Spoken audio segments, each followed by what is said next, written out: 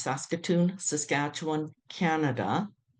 And this book is called Silisia Dances Toward Her Dream. It's a children's book that was inspired by my granddaughter, who wouldn't stop asking me if I had written a children's book. Silisia loved to dance. When she danced, she was in her own world.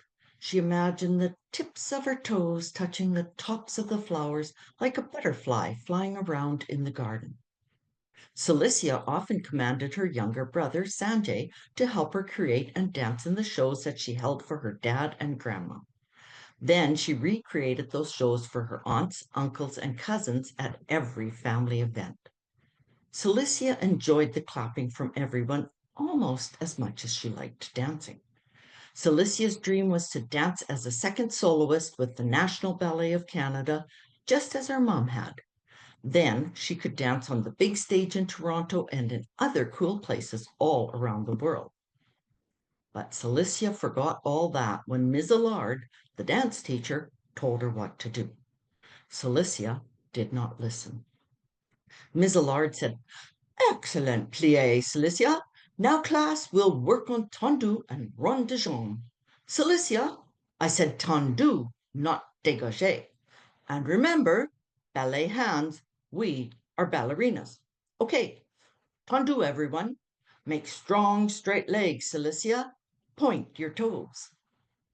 Christella, one of the other dance students with a high-pitched voice, started to snicker. She whispered, "Silisia, you're dumb. You can't get it right." Silisia's face turned red and her insides hurt. She hated when Ms. Allard did not hear Christella. Ms. Allard said, "Okay, Silisia, arms in second position, please. No spaghetti arms allowed." Silisia just couldn't get it right. Then she heard another snicker. Silisia's dance friend Erin, who had red hair and freckles, was at the end of the line of 15 dancers. She didn't hear the snickers and sneers either. Christella sneered, "Silly secrets. You're a terrible dancer."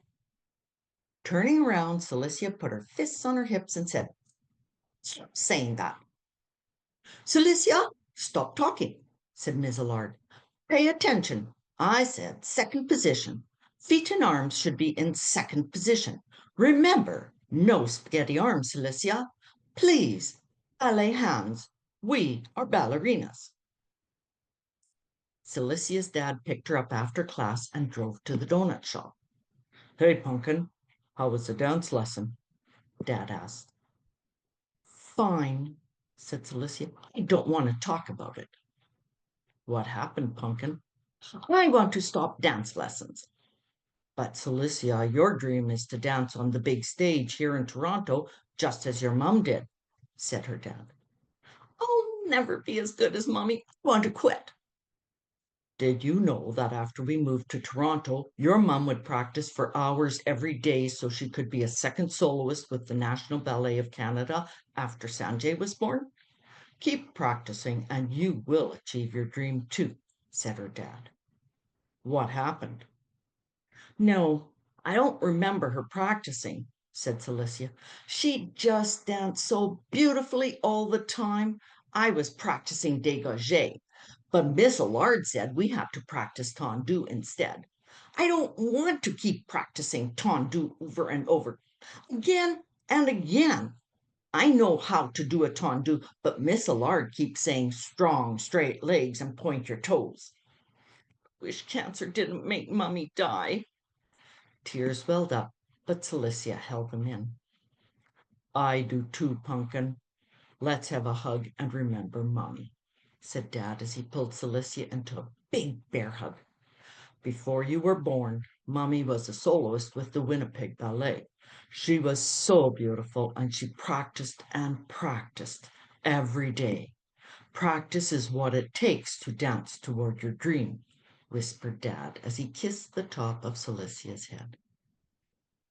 "I don't want to talk about it," Silisia said as she walked over to the counter. She bent down and looked at the donuts behind the glass. "Can I get a donut with sprinkles?" "Of course," said Dad. Grandma Catherine was visiting. Silicia's middle name was Catherine, and she loved sharing it with her grandmother. Grandma had taught Cilicia to cook pasta, but she still wouldn't let her fry eggs, and Cilicia complained every time. Grandma said, "Remember, when you are 10, you can learn to fry eggs." "And I'm almost 10," said Cilicia, her voice rising. "I will be 10 next month. Are you coming for my birthday?" "Of course, honey. How are dance lessons going?" asked Grandma. "I hear you have a test coming up. You must be good. That school only asks the most skilled students to take tests." Grandma always used big words. When Cilicia was 7, she didn't know what skilled meant. Dad was the smartest person Cilicia knew, so she asked him. But Cilicia didn't think she was skilled. She kept getting the steps mixed up, and Christella kept snickering. She used a high-pitched sneer to say, "Cilicia can't dance." Lately, Christella would also make faces at Cilicia whenever the teacher was not looking. Cilicia said, "I'm not skilled. I'm a terrible dancer. I don't want to take the stupid test." Grandma was looking at Cilicia strangely. It looked like she was seeing something else. Then she asked, "Can I share a story with you of when I was a little girl?" "Oh, I love your stories. Yes, please," said Cilicia. Hopefully the story would take her mind off that stupid test.